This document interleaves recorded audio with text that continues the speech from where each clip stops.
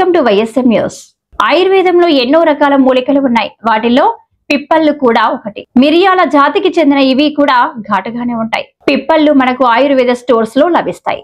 పిప్పళ్లను అనేక ఆయుర్వేద ఔషధాల తయారీలో ఉపయోగిస్తారు. వీటిలో ఔషధ గుణాలు సమృద్ధిగా ఉంటాయి.